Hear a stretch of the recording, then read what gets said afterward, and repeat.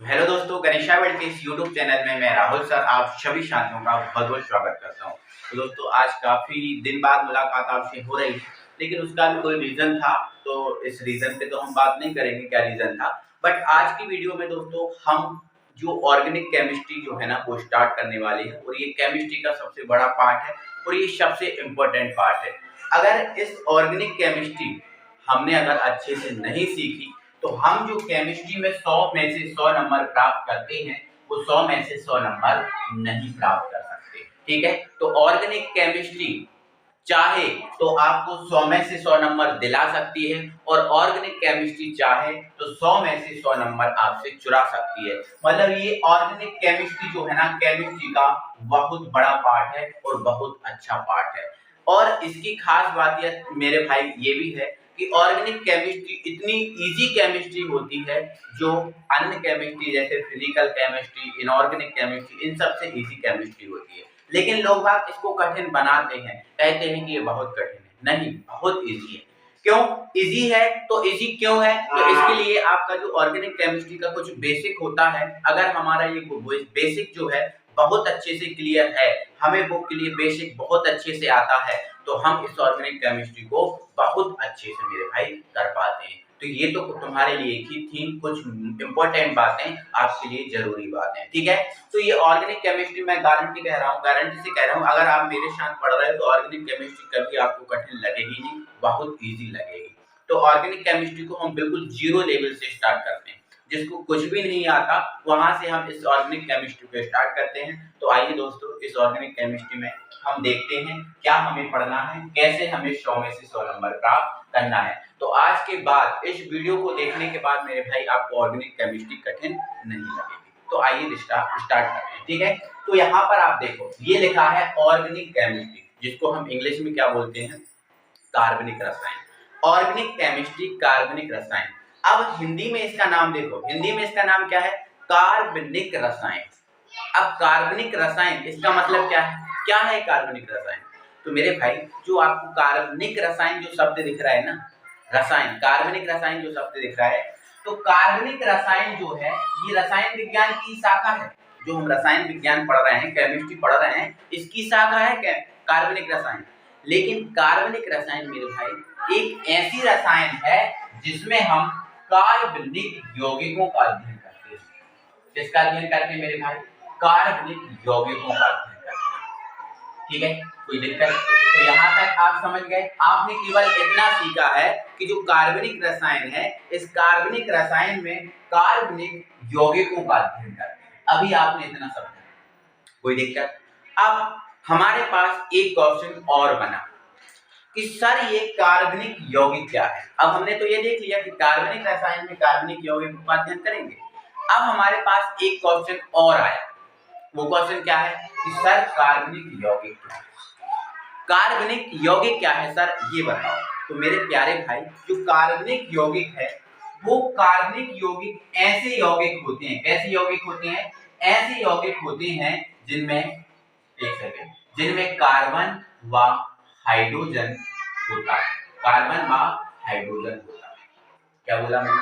कार्बनिक यौगिक क्या है? तो कार्बनिक यौगिक मेरे भाई ऐसे यौगिक हैं जिनमें कार्बन और हाइड्रोजन होता है। तो मेन जो मुखिया है वो कार्बन है। मेनली कार्बनिक यौगिक में कार्बन होना चाहिए, हाइड्रोजन हो या ना हो उससे कोई मतलब नहीं है। मेनली क्या होना चाहिए? कार्बन होना चाहिए। तो हमने क्या समझा? कार्बनिक सॉरी कार्बनिक रसायन क्या है? जिसमें कार्बनिक यौगिकों का अध्ययन करेंगे। कार्बनिक यौगिक क्या है? जिनमें कार्बन और हाइड्रोजन उपस्थित होता है।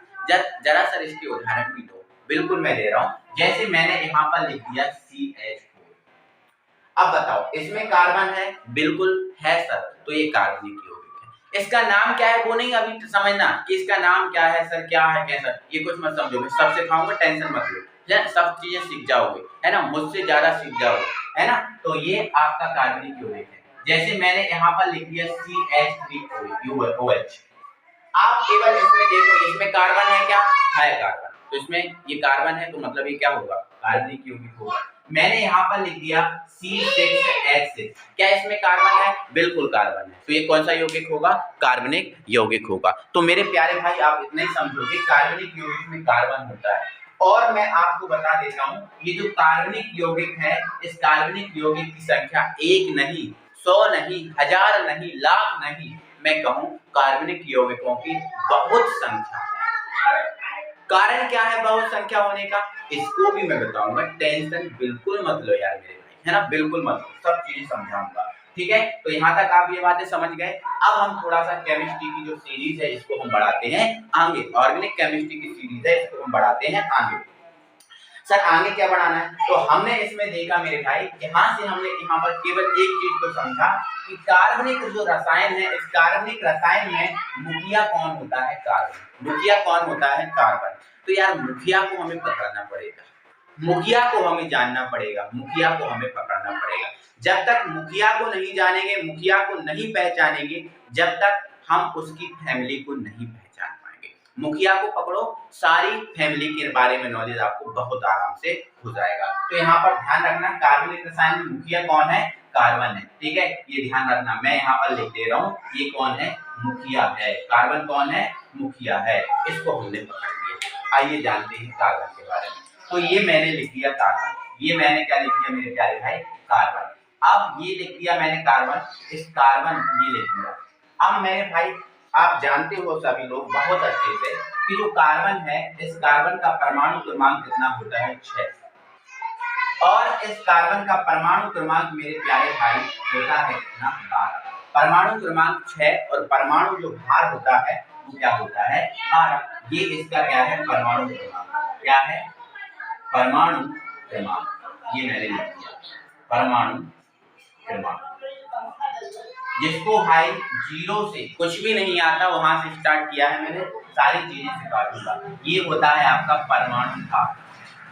परमाणु भार, ये होता है परमाणु भार। ठीक है, अब आप ये तो जानते ही हो कि जो परमाणु क्रमांक होता है वही प्रोटॉन की संख्या होती है और वही मेरे प्यारे भाई इलेक्ट्रॉन की संख्या होती है।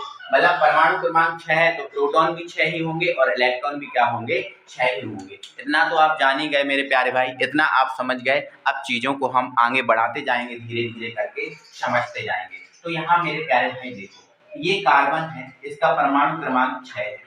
अगर इन 6 जो परमाणु क्रमांक है इसका मैं इलेक्ट्रॉनिक विन्यास करूं, मतलब इसको इलेक्ट्रॉनों में इसके जो इलेक्ट्रॉन है इनको कक्षाओं में भरूं, तो आपको ये तो बेसिक नॉलेज होगा ही कि जो है ना कक्षाएं कितनी होती हैं? 7। कक्षाओं की संख्या कितनी होती है? 7 होती है। ठीक है, ये तो आपको बेसिक नॉलेज सबको पता होगा। कक्षाओं की संख्या कितनी है मेरे प्यारे भाई?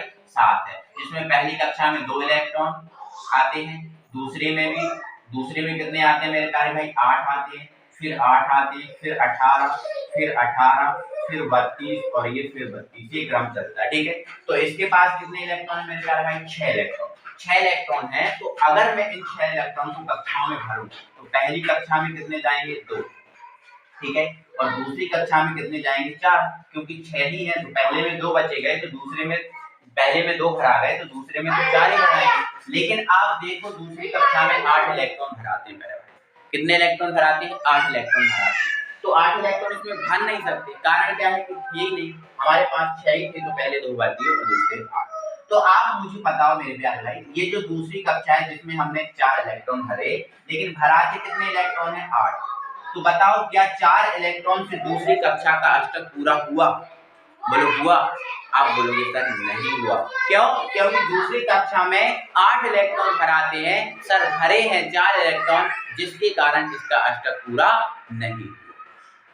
तो अष्टक अगर इस कार्बन को दूसरी कक्षा का पूरा करना है तो मेरे प्यारे भाई इसको 4 इलेक्ट्रॉन या तो दान करना पड़ेंगे या फिर 4 इलेक्ट्रॉन इसको किसी से ग्रहण करना पड़ेगा। देखो ये बाहर निकलने का साइन है, मतलब दान। बाहर निकलना मतलब दान करना। ठीक है, दान करना का मतलब होता है बाहर निकलना, और ग्रहण करना का मतलब होता है प्रवेश करना। ग्रहण करना का मतलब होता है लेना, है ना।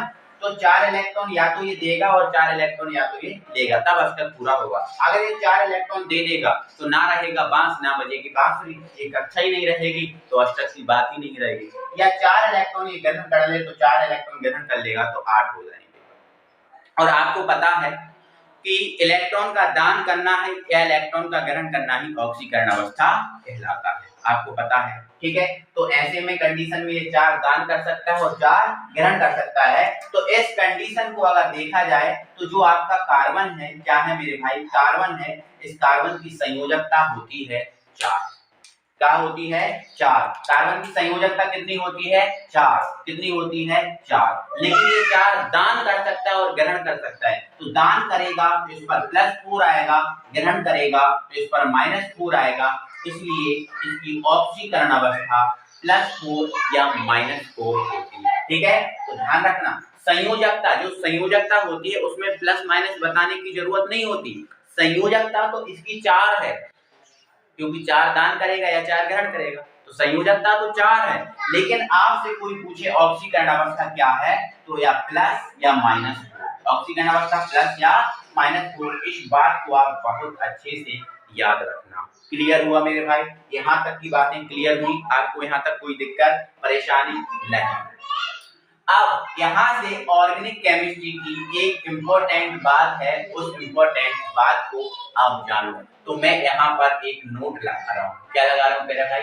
नोट लगा रहा हूँ। इस नोट में इस इम्पोर्टेंट बात को मैं बता रहा हूँ। तो मेरे प्यारे भाई, इम्पोर्टेंट बात ये है, इम्पोर्टेंट बात ये है कि जो ऑर्गेनिक केमिस्ट्री होती है, जो ऑर्गेनिक केमिस्ट्री होती है, इस ऑर्गेनिक केमिस्ट्री में जो संयोजकता होती है, संयोजकता, वह बॉन्ड में परिवर्तित हो जाती है, बॉन्ड में परिवर्तित हो जाती है। ये इंपॉर्टेंट बात है, परिवर्तित हो जाती है।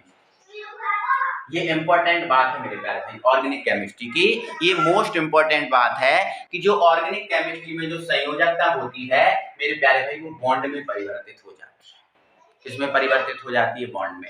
अब बोलो सर यही कैसे होता है, कैसे बॉन्ड में परिवर्तित होती है, क्या होता है? देखो, आपको थोड़ा सा बेसिक अगर नॉलेज है तो उस नॉलेज के हिसाब से मुझे यहाँ पर बताना कि जैसे आपको पता है Cl पर 1- होता है, कोई दिक्कत नहीं। आपको पता है O पर 2- होता है, बिल्कुल होता है सर, है ना। जैसे आपको पता है N पर 3- होता है, जैसे आपको पता है Na पर 1+ होता है, ये आपको पता है। ये संयोजकताएं हैं। इसकी संयोजकता क्या है? 1 या फिर ऑक्सीकरण अवस्था 1-, इसकी संयोजकता 2 या ऑक्सीकरण अवस्था 2-, इसकी संयोजकता 3 या ऑक्सीकरण अवस्था 3-, है ना। तो मेरे भाई यहाँ पर क्या लिखा है? ऑर्गेनिक केमिस्ट्री में संयोजकता या फिर ऑक्सीकरण अवस्था या फिर क्या, ऑक्सीकरण अवस्था बॉन्ड में परिवर्तित हो जाती है। देखो यहाँ पर इस पर क्या है? 1-, इस पर 1-, अब माइनस प्लस को मत देखो, आप 1 को देखो। इस पर क्या है? 1। तो एक जो आपका Cl है, Cl अपने पास एक बॉन्ड रखेगा, जिस पर जितना चार्ज उतना वो अपने पास बॉन्ड रखेगा। जैसे O पर 2- होता है, मतलब O अपने पास कितने बॉन्ड रखेगा? 2 बॉन्ड रखेगा। इस पर कितना है? 3- तो ये अपने पास कितने बॉन्ड रखेगा? 3 बॉन्ड रखेगा। इस पर 1+ है, 1+ का मतलब एक ही गिनना है ना, तो ये अपने पास कितने बॉन्ड रखेगा? 1 बॉन्ड रखेगा। ये बात कहने का मैं आपसे कोशिश कर रहा था कि ऑर्गेनिक केमिस्ट्री में संयोजकता बॉन्ड में परिवर्तित हो जाएगी, तो जिस पर जितना आवेश होगा उतना उस पर बॉन्ड होगा। ये आपको बात क्लियर हुई? ठीक है, जैसे ही संयोजकताएं मैंने बताई, तो इस पर बॉन्ड एक आ, इस पर 1 था 1, इस पर 2 थी 2, इस पर 3 था 3, इस पर 1 था 1। क्लियर हुआ? तो अब मेरे भाई प्यारे भाई यहाँ देखो, कार्बनिक यौगिक की संयोजकता कितनी होती है? 4 या ऑक्सीकरण अवस्था +-4। संयोजकता कितनी होती है? 4 या ऑक्सीकरण अवस्था +-4।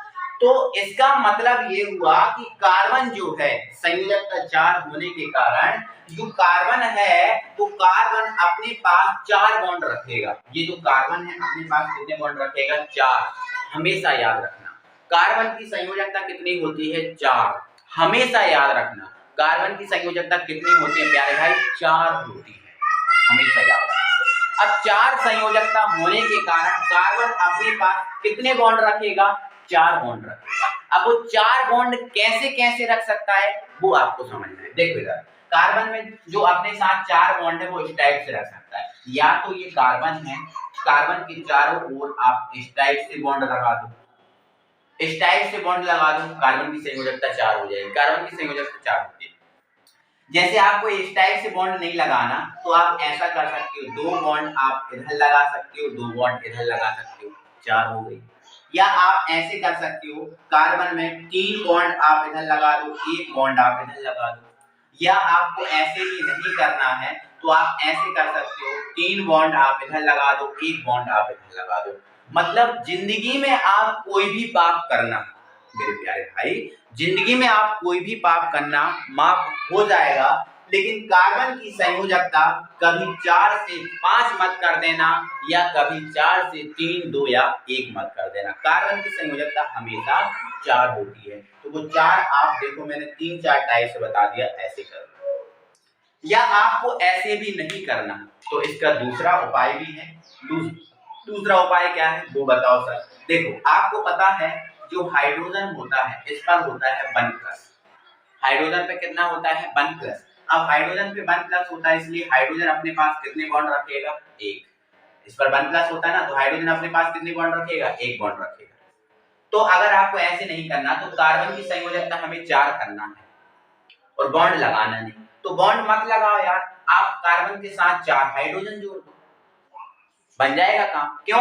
क्योंकि कार्बन की संयोजकता कितनी होती है, 4, और हाइड्रोजन की बॉन्ड कितना होता है, एक हाइड्रोजन कितने बॉन्ड रखता है, 1। अब इससे हमने 4 हाइड्रोजन जोड़ दिए तो ये कार्बन को कितने बॉन्ड दे देगा, 4। तो संयोजकता कितनी हो गई, 4। ऐसे भी नहीं करना, मत करो। यदि आपको कार्बन को 3 बॉन्ड देना तो कार्बन को हमने कितने हाइड्रोजन दिए, 3। क्या 3 हाइड्रोजन से कार्बन बैलेंस हो जाएगा, नहीं। 3 हाइड्रोजन से संयोजकता 3 होगी पूरी, लेकिन कार्बन की कितनी होती है, 4। तो हमें 1 बॉन्ड लगाना पड़ेगा। ध्यान रखना इस बात को। अगर कार्बन के साथ 3 हाइड्रोजन जोड़े हैं तो 1 हमें बॉन्ड लगाना ही पड़ेगा, क्योंकि कार्बन की संयोजकता 4 होती है। इतना आपको समझ पाए क्या, कोई दिक्कत? इसके बाद प्यारे भाई मुझे समझना है, 3 हाइड्रोजन लगाए तो 1 बॉन्ड लगाना पड़ेगा। यदि कार्बन के साथ मैंने 2 हाइड्रोजन लगाए तो मुझे 2 बॉन्ड लगाने पड़ेंगे, क्योंकि संयोजकता कितनी रखी है, 4। ठीक है। कार्बन के साथ अगर मैंने 3 हाइड्रोजन लगाए तो ये वाला फंडा तो हो ही गया मेरा, है ना। ठीक है, यहाँ पर एक और बात कर रहा हूँ। अगर कार्बन के साथ मैंने 1 हाइड्रोजन लगाया, कार्बन के साथ कितना हाइड्रोजन लगाया, 1, तो बैलेंस यदि तो 1 ही पूरी, हमें कितनी करनी है, 4। तो यहाँ पर हमें कितने बॉन्ड लगाने पड़ेंगे, 3 बॉन्ड लगाने पड़ेंगे। समझिए आप बात को।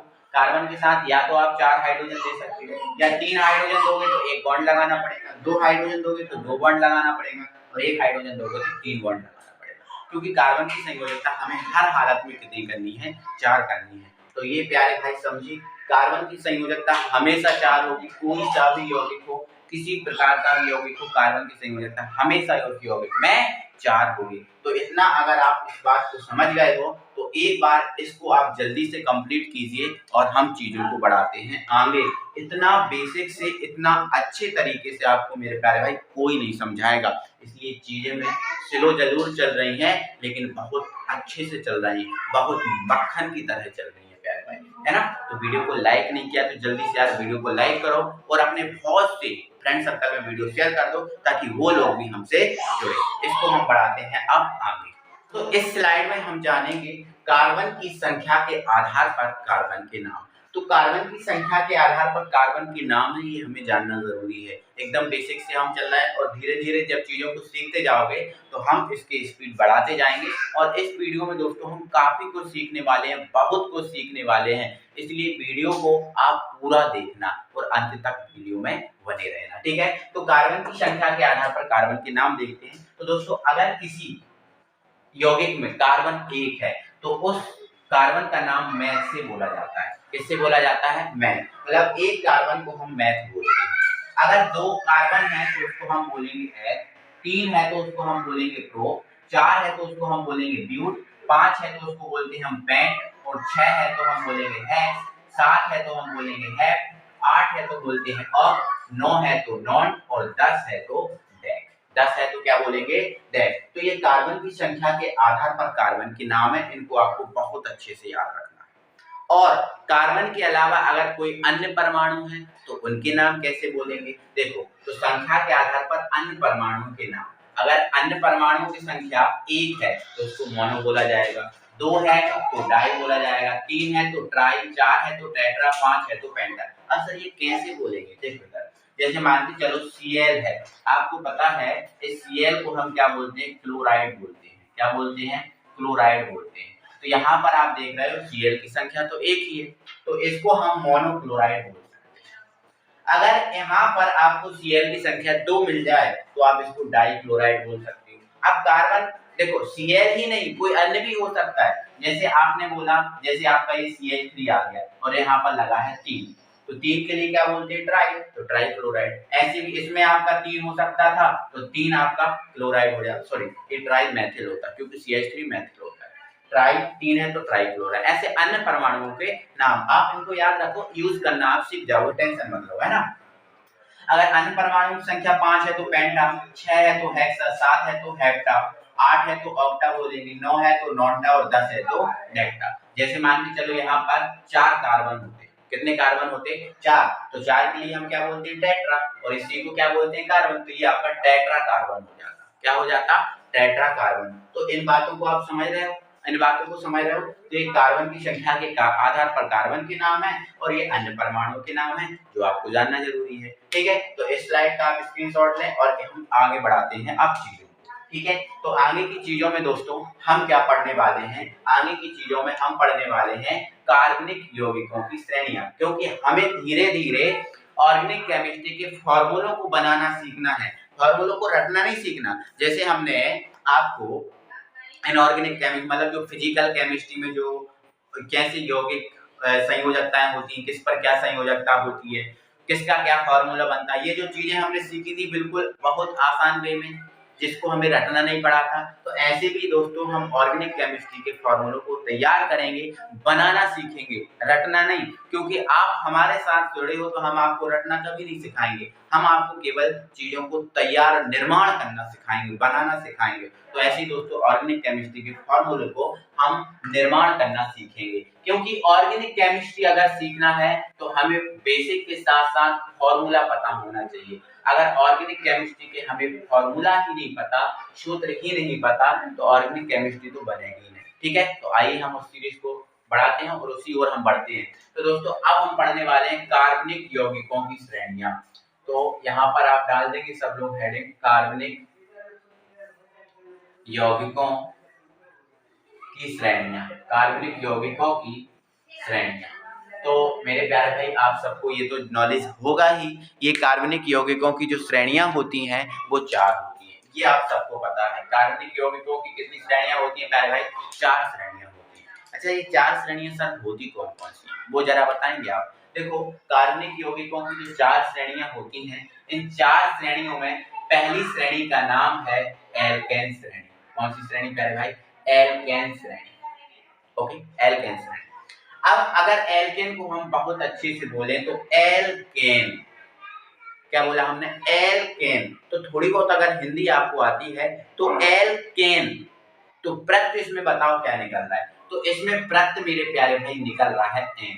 क्या निकल रहा है, एल्केन में प्रत्यय क्या निकल रहा है, एन। तो एल्केन प्रत्यय एन ही निकल रहा है, बिल्कुल निकल रहा है। लेकिन अब अगर मैं इस एल्केन के सूत्र के बारे में बात करूं, फॉर्मूले के बारे में बात करूं, तो इसका जो फॉर्मूला होता है वो प्यारे भाई कितना होता है, CnH2n+2। इसका मतलब क्या है सर, इसका मतलब मेरे भाई इतना है कि इसमें जो जितना भी कार्बन होगा, जितना कार्बन होगा, हाइड्रोजन उसके दुगने से कितना अधिक होगा, 2। आप देख लो, Cn है तो H2n+2 है, ये n का दुगना है और प्लस लगा है 2 अधिक है, समझ रहे हो। तो इसमें जो H होगा कार्बन के दुगने से कितना अधिक होगा, 2। कैसे, वो बताओ। जैसे मेरे भाई यहाँ पर मैंने यदि कार्बन 1 लिया, अगर इस श्रेणी में मैंने कार्बन 1 लिया, तो इस श्रेणी का अगर यौगिक बनाना है तो हाइड्रोजन कितना लेना पड़ेगा, देखो दुगने से 2 अधिक। तो 1 का दुगना करो, 1 का दुगना करोगे तो 2 आएगा, और 2 से 2 अधिक करोगे तो कितना आएगा, 4 आएगा। मतलब 1 कार्बन अगर होगा तो मुझे हाइड्रोजन की श्रेणी में कितने लेने पड़ेंगे, 4। तो सर इसका नाम क्या है, बिल्कुल टेंशन बिल्कुल नहीं लेना। आप ये देखो कि एक कार्बन को आप क्या बोलते हो, मैथ। एक कार्बन को आप क्या बोलते हो, मैथ। तो ये मैंने लिख दिया मैथ। आप अब मुझे ये बताओ कि ये कौन सी श्रेणी का है, तो आपने बोला सर एल्केन श्रेणी का है। मैंने बोला क्यों है एल्केन श्रेणी का, आपने जवाब दिया कि सर इसमें हाइड्रोजन दुगने से दो अधिक है। दुगने से कितने अधिक हैं, दो अधिक। एक कार्बन हाइड्रोजन एक का दुगना दो और दो से अधिक दो चार, दुगने से दो अधिक एल्केन का है। तो एल्केन का प्रत्यय क्या है सर, एन है। तो ये एक कार्बन को मैथ, तो प्रत्यय एन होने के कारण इसमें एन जोड़ दो तो ये बन गया मैथेन, ये बन गया प्यारे भाई मैथेन का सूत्र बन गया।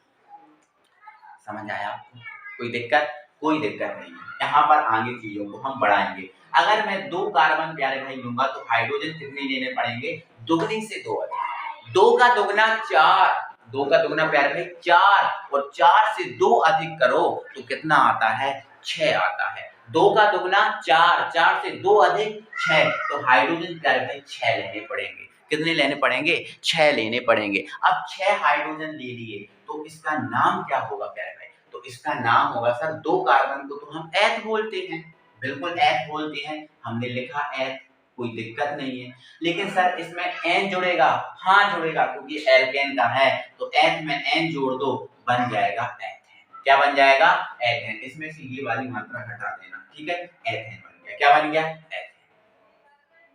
समझे प्यारे भाई, कोई दिक्कत, ठीक है, कोई दिक्कत यहाँ से नहीं है। क्या सर का इसको लिखने का सर दूसरा तरीका है, हाँ प्यारे भाई है, इसको लिखने का दूसरा तरीका। कैसे, देखो इसमें कितने कार्बन है, दो, तो सबसे पहले दो कार्बन को आप लिख लो ऐसे, ऐसे लिख लो, दो कार्बन है ऐसे लिखिए। हाइड्रोजन कितने हैं, छह, तो प्रत्येक कार्बन की वैलेंसी कितनी होती है, चार, तो प्रत्येक कार्बन की संयोजकता कितनी होती है, चार। तो देखो एक कार्बन है, इसको तीन एच जोड़ दो, तीन और एक चार, इसकी वैलेंसी कितनी है, अभी एक ही बॉन्ड लगा। देखो अब ये मत समझना कि ये बॉन्ड सर हमने इसमें गिन लिया तो इसमें भी गिनेंगे, हाँ इसमें भी गिना जाएगा और इसमें भी गिना जाएगा। तो तीन हाइड्रोजन हमने इसको दे दिए और तीन हाइड्रोजन हमने इसको दे दिए, तो तीन और एक चार इसकी भी और तीन और एक चार इसकी भी। तो दूसरा तरीका इसको लिखने का है कि आप ऐसे लिख सकते हैं। ठीक है प्यारे भाई, आगे बढ़े, चीजों को बढ़ाएं आगे, बिल्कुल। यहाँ देखो अगर आप तीन कार्बन लोगे तो इस श्रेणी में हाइड्रोजन कितने लेने पड़ेंगे, तो दुगनी से दो अधिक, तीन का दुगना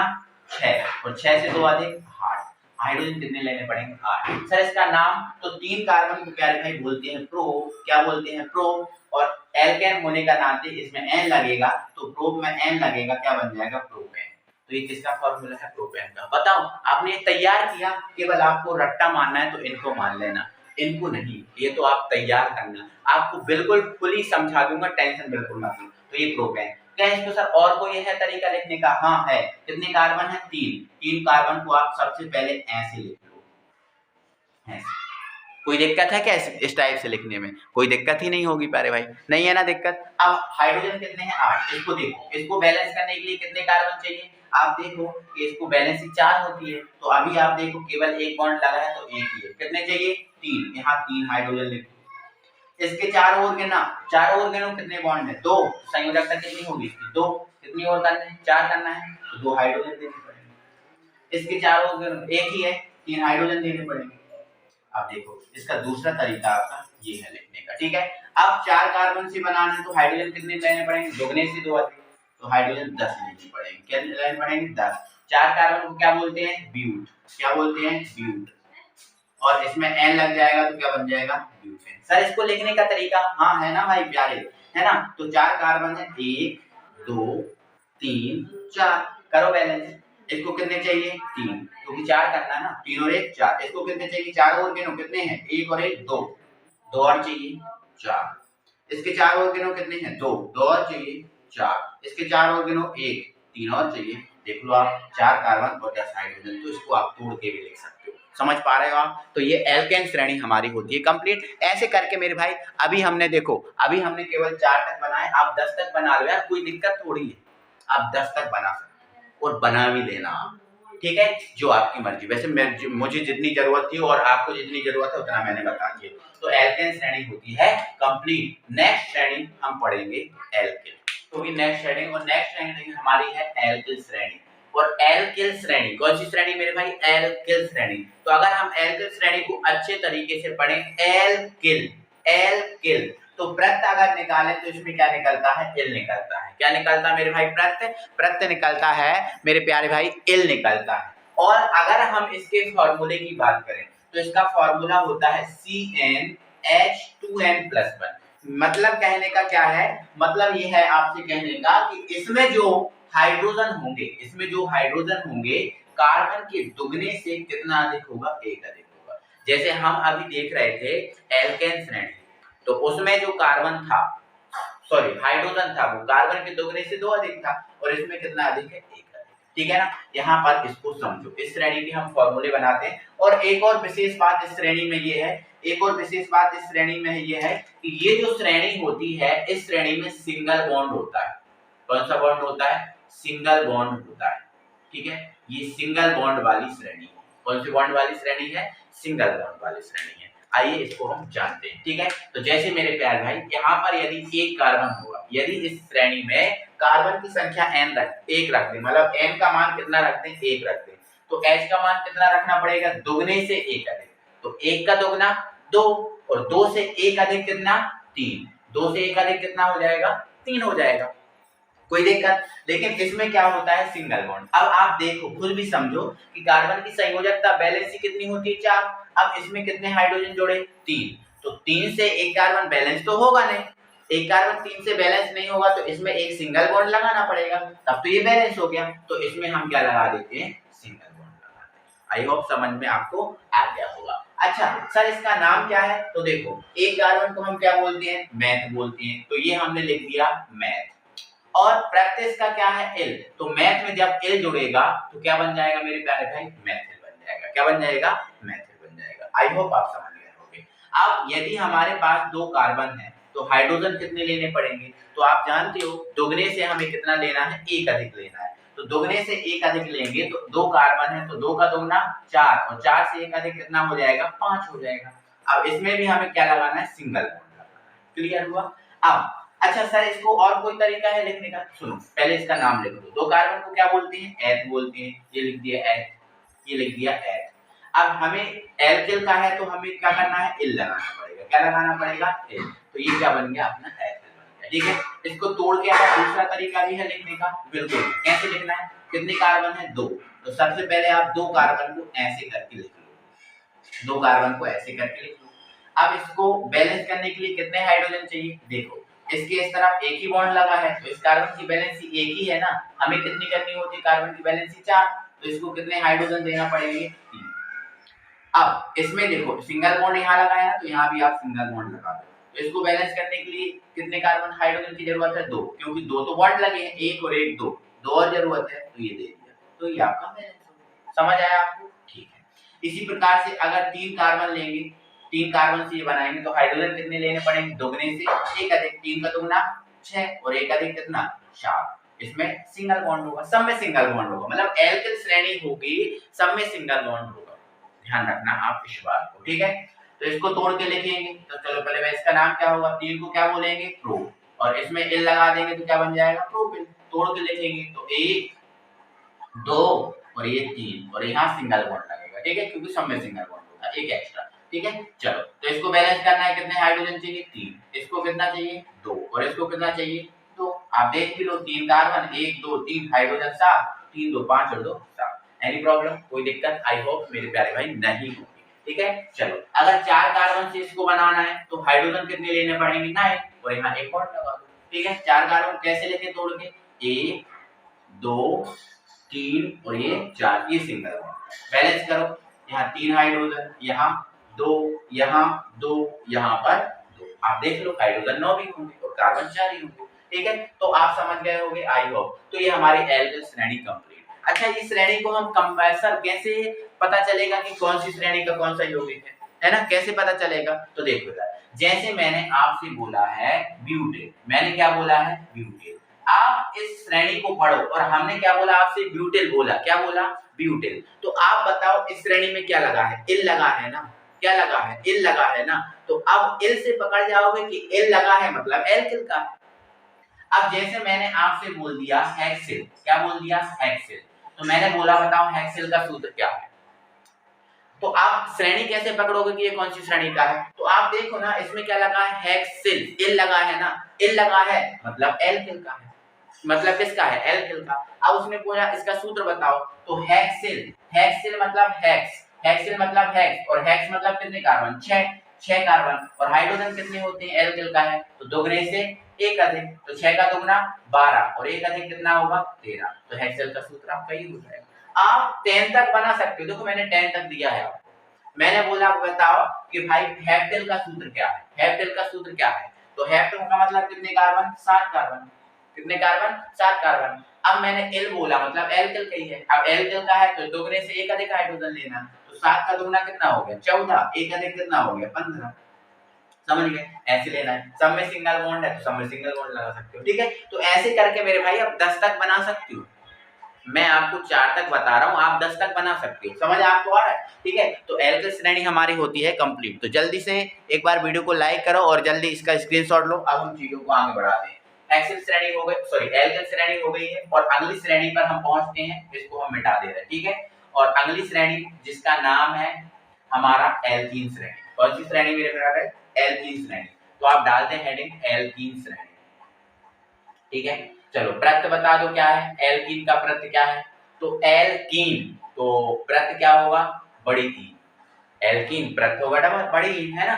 अच्छा सूत्र क्या होगा, तो इसका सूत्र होगा CnH2n, सिंपल, CnH2n, मतलब इसका जो प्रत्यय होगा, सॉरी इन होगा, और इसका सूत्र क्या होगा CnH2n, मतलब इसमें जो हाइड्रोजन होगा कार्बन का जस्ट डबल होगा, अगर ये n है तो ये 2 है, ठीक है। एक और बात, इसमें बॉन्ड कौन सा होता है, तो प्यारे भाई मेरे इसमें डबल होता है, इसमें बॉन्ड होता है डबल बॉन्ड, कौन सा बॉन्ड होता है प्यारे भाई, डबल बॉन्ड, ठीक है। चलो अच्छा इसके यौगिक बताओ सर, बिल्कुल बताएंगे। एक कार्बन है तो हाइड्रोजन कितना लेना पड़ेंगे, तो क्योंकि दुगना ही ले रहा है ना, तो दो कार्बन है तो हाइड्रोजन कितने लेने पड़ेंगे, 4, 3 लेना है तो हाइड्रोजन कितने लेने पड़ेंगे, 6, और 4 है तो हाइड्रोजन कितने लेने पड़ेंगे, हाइड्रोजन कितने लेने पड़ेंगे, 8 लेने पड़ेंगे, क्योंकि दुगना लेना है ना हमें, तो इसमें तो दुगना ही होता है। चलो अच्छा सर इसका नाम क्या है, तो मुझे नहीं पता, आप ही बताओ यार। एक कार्बन को क्या बोलेंगे, मैथ, एक कार्बन को क्या बोलेंगे, मैथ, और एक कौन सी श्रेणी का है, एल्कीन का है। क्यों है एल्कीन का, क्योंकि सर इसमें दुगने हाइड्रोजन है, और दुगने हाइड्रोजन किसमें होते हैं, एल्कीन में, आया समझ में। तो एल्कीन का है तो ये मैथ, इसमें इन जुड़ जाएगा, क्या बन जाएगा, मैथिन बन जाएगा। दो कार्बन को क्या बोलते हैं, एथ, क्या बोलते हैं, एथ, इसमें इन जुड़ जाएगा, एथीन बन जाएगा। तीन को क्या बोलते हैं, प्रो, क्या बोलते हैं, प्रो, इसमें इन जुड़ जाएगा, प्रोपीन। चार कार्बन को क्या बोलते हैं, ब्यूट, इसमें इन जुड़ जाएगा, ब्यूटीन। समझ आया आपको, कोई दिक्कत है। चलो अब सर आपने बताया था इसमें डबल बॉन्ड होता है, होता है, बोला होता है, कहाँ होता है सर, वो बताओ, बता रहा हूँ, टेंशन मत लो। देखो इधर, ये है C1H2, देखो एक कार्बन दो हाइड्रोजन से कभी बैलेंस होता नहीं, होता है क्या, बिल्कुल नहीं होता। तो अगर इसमें हमें डबल बॉन्ड लगाना है तो ये डबल बॉन्ड यहाँ लगेगा, ठीक है, अच्छी बात है। दो बॉन्ड इधर, दो H हो गई बैलेंस, क्या कोई दिक्कत नहीं। अच्छा सर इसमें कहाँ है, तो देखो मैं बता रहा हूँ, कितने कार्बन है, दो, तो दो कार्बन है तो सबसे पहले इन दो कार्बन को ऐसे ले। सर आपने तो बोला था इसमें डबल बॉन्ड होता है, कहाँ होता है, तो कुछ मत करो यार, डबल बॉन्ड लगा दो ना यहाँ, सिंगल मत करो, डबल कर दो, तभी ये बैलेंस होगा। और हाइड्रोजन कितने हैं आपके पास, 4, तो आप 2 दे दो इसको और 2 दे दो इसको, आप देख लो बैलेंस है। ये कार्बन की 4 वैलेंसी है, 2 हाइड्रोजन द्वारा 2 बॉन्ड द्वारा, हो गई 4। इसकी देखो 2 हाइड्रोजन द्वारा 2 बॉन्ड द्वारा, ठीक है। चलो इसको कैसे बनाएंगे सर, देखो इधर कितने कार्बन है, 3, 1 2 और ये 3।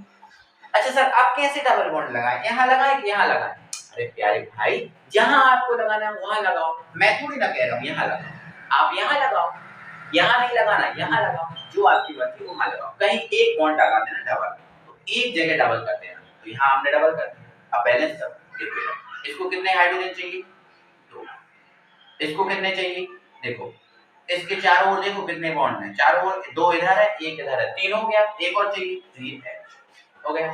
इसको कितने चाहिए, तीन, ये तीन, तीन और एक 4 और 2 6, कोई दिक्कत ही नहीं है, बोलो है कोई दिक्कत, नहीं होगी दिक्कत, ठीक है। चलो इसको बना के बताना सर, बिल्कुल बताना, टेंशन मत लो यार, तुम्हारी सेवा ही तो मैं कर रहा हूँ, है ना, 1 2 3 और ये 4।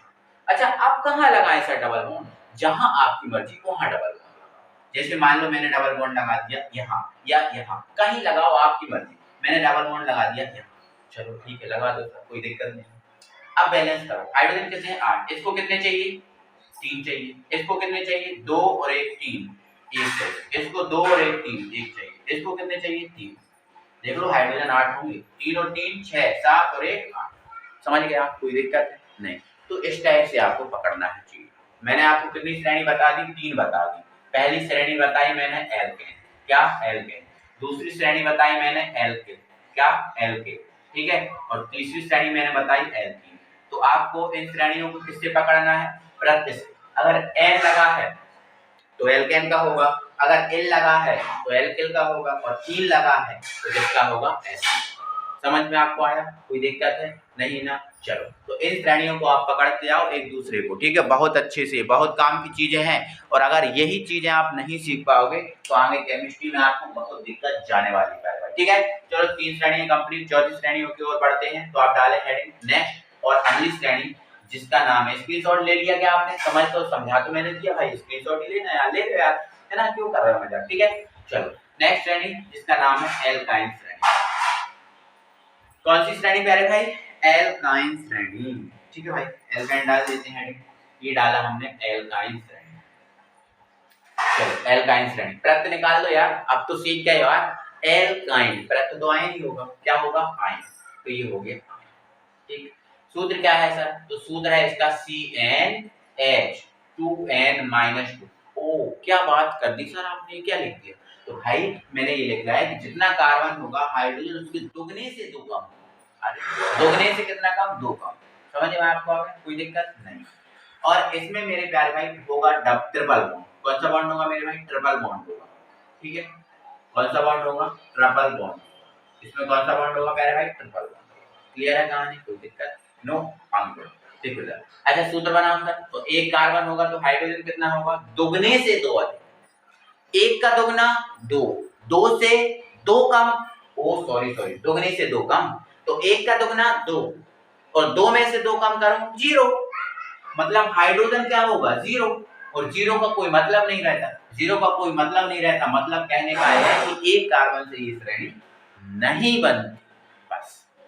अच्छा सर, 2 कार्बन लेंगे तो हाइड्रोजन दुगने से 2 कम कर लो, 2 का दुगना 4, 4 से 2 कम करिए, कर दिए, कितना आया, 2 आ गया। 2 का दुगना 4, 4 से 2 कम किया तो मतलब C2H2, है ना। इसमें ट्रिपल बॉन्ड होगा, बताऊंगा कहां होगा ट्रिपल बॉन्ड, समझ आ, ठीक है। तो 2 कार्बन को क्या बोलते हैं, एन, ये लिखा हमने एन। क्या जोड़ेंगे, आयन, क्योंकि प्रत्यय आयन है तो ये एथाइन। कार्बन 3 होंगे तो हाइड्रोजन कितने होंगे, दुगने से 2 कम, 3 का दुगना 6, 6 से 2 कम करो 4, इसका नाम क्या होगा सर, इसका नाम होगा प्रोपाइन, ठीक है। 4 कार्बन होंगे तो हाइड्रोजन कितने होंगे, 4 का दुगना 8, 8 से 2 कम करो 6, तो क्या होगा इसका, ब्यूटाइन। ऐसे आप 10 तक बना सकते हो, क्या बना सकते हो मेरा भाई, 10 तक बना। चलो इसको सर तोड़ के और बता दो, चलो बताते हैं। 2 कार्बन है, 1 और ये 2, ऐसे कार्बन लिखो। अच्छा सर, इसमें तो ट्रिपल बॉन्ड होता है, तो यार कहो ना यार भाई, लगा दो ना ट्रिपल बॉन्ड, कोई दिक्कत है क्या, नहीं ना। अब बैलेंस कर दो, कितने हाइड्रोजन है, 2, एक दे दो इसको, एक दे दो इसको, खत्म। 3 और 1 4, इसकी वैलेंसी 3 और 1 4, इसकी वैलेंसी। इसको बताओ सर, 3 कार्बन है, 3 कार्बन लिखो, एक ट्रिपल बॉन्ड लगाना है आपको, कहीं भी एक ट्रिपल बॉन्ड लगाना है, कहीं एक, तो यहाँ ट्रिपल बॉन्ड बना दे, आप यहाँ बनाना है, यहाँ बना देना।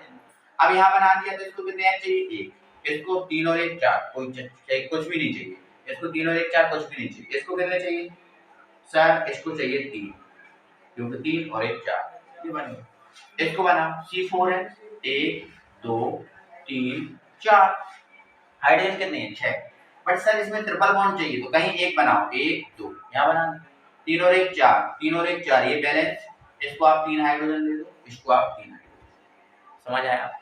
ये आपकी एल्काइन श्रेणी हो गई। तो प्यारे भाई 4 श्रेणियां हो गई, कितनी श्रेणियां हो गई, 4 श्रेणियां आपकी हो गई कंप्लीट। आपकी 4 श्रेणियां मेरे प्यारे भाई कंप्लीट हो गई, और आपको समझ में आ गया कि नहीं, कि सब आगे पार्ट पीछे सपाट चल रहा है। अभी टेस्ट होने वाला है इन श्रेणियों का, अभी के अभी पता चल जाएगा कि आपने कितना पढ़ा, ठीक है। तो आपने बहुत अच्छे से पढ़ लिया ना, तो अब भी बिल्कुल तैयार रहो, है ना, कोई दिक्कत नहीं। जब भी आपसे पूछे, जैसे चलो मैं आपको उदाहरण से आपसे पूछता हूँ, बताओ भाई, जैसे मैंने बोल दिया है कि बताओ मेरे भाई, हेक्सीन लिख दिया मैंने, क्या लिख दिया, हेक्सीन। बताओ ये कौन सी श्रेणी का है, बताओ कौन सी श्रेणी का, सोचो कौन सी श्रेणी का, बता दिया, बताओ कौन श्रेणी का। अच्छा, एल्कीन का बोल रहे हो, हाँ समझ गया। अच्छा क्यों बोला एल्कीन का, क्यों बोला, क्योंकि हमने इसमें देखा कि ये हेक्सीन है, क्या है, हेक्सीन। तो इसमें क्या छिपा है सर? ईन छिपा है। क्या छिपा है? ईन। अब ईन तो एल्कीन में होता है सर, इसलिए एल्कीन का है। अच्छा, कोई दिक्कत नहीं। अच्छा, ये बताओ कि ऑक्टेन कौन सी श्रेणी का है? ऑक्टेन, तो बताओ कौन सी श्रेणी का है? तो सर ऑक्टेन, सर इसमें एन छिपा है। क्या छिपा है? इसमें एन छिपा है। अब एन छिपा होने के कारण सर ये एल्केन का है। बिल्कुल प्यारे भाई, एल्केन का ही है। ठीक है, अब मैंने बोल दिया बताओ पेंटाइन कौन सी श्रेणी का है? पेंटाइन। तो आपने सोचा कि सर इसमें आयन छुपा है, और आयन तो एल्काइन में होता है, मतलब एल्काइन श्रेणी का। बिल्कुल मेरे प्यारे भाई, यही है। ठीक है, कोई दिक्कत इसमें नहीं है। इसी टाइप से आपको समझना है, इसी टाइप से आपको पढ़ना है। ये आपका टेस्ट। अब अच्छा, इसको तो मैं मिटा रहा हूँ। अब मैं आपसे सूत्र पूछ रहा हूँ, कुछ दो चार, एक दो सूत्र पूछ रहा हूँ। आपका टेस्ट ही हो रहा है भाई, है ना? और मैं आपसे एक दो सूत्र पूछ रहा हूँ, आपको जवाब देना है। ठीक है, इसको पहले मिटा देता हूँ, है ना? चलो बताओ बताओ। चलो, मैंने आपसे पूछा है ब्यूटेन का सूत्र बताओ। ब्यूटेन का सूत्र बताओ।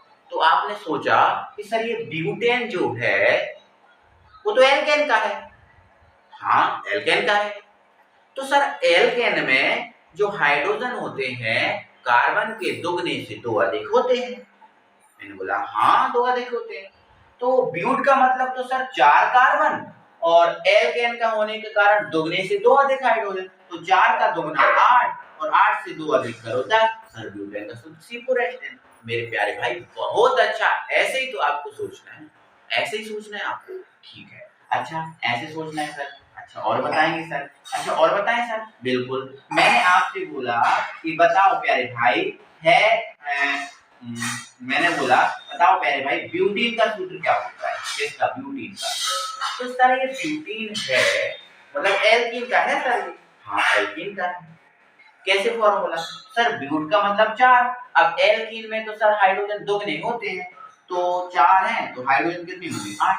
तो ऐसे करके मेरे भाई सोचना है, ऐसे करके सोचना है और जवाब देना है। और अगर इन चीजों को सीख गए तो आगे यार आपको बहुत आसान लगने वाला है। ठीक है ना? तो ये समझ गए आप चीजों को मैं थोड़ा सा आगे बता रहा हूँ। ये जो आपके कार्बनिक यौगिक हैं, ये जो आपके कार्बनिक यौगिक हैं, ये 2 प्रकार के होते हैं। कितने प्रकार के? 2 प्रकार के। यहाँ से थोड़ा सा यहाँ नॉलेज दूंगा। यहाँ कार्बनिक यौगिक 2 प्रकार के होते हैं। कौन कौन से? एक होता है संतृप्त